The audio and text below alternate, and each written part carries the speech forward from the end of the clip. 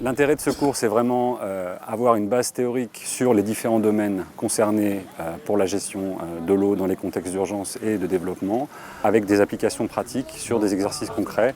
Donc on voit vraiment le lien entre la théorie et la pratique qui est, à mon avis, vraiment important dans ce genre de formation. Tous les exercices sont faits en groupe, en fait, de 5 personnes. Certains viennent du milieu universitaire, certains travaillent dans le secteur privé et puis d'autres dans le monde humanitaire. Et on se rend assez bien compte, à peu près sur tous les exercices, que finalement les connaissances de chacun sont très utiles.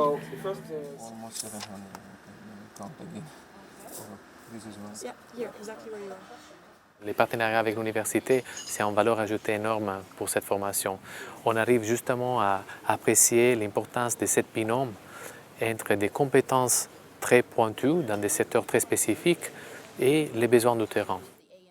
Je pense qu'il y a beaucoup cette notion en fait de chercher et trouver des solutions ensemble. Parce qu'il y a des approches différentes qui sont complémentaires et puis qui aident en fait à trouver des solutions qui sont créatives.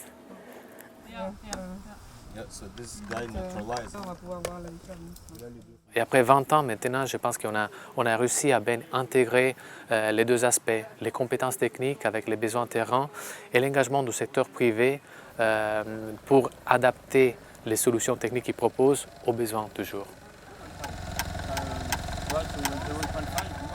Le matériel présenté ici permet de donner de l'eau à un camp de réfugiés d'environ 4000 personnes.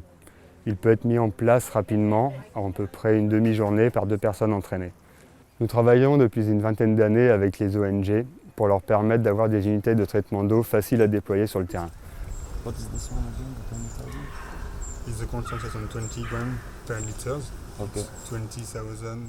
Pour les CCR, tous les outils qu'on met à disposition dans notre capacité de réponse envisagent le bien-être des populations. L'eau reste toujours primordiale. C'est la base pour la bonne santé des gens.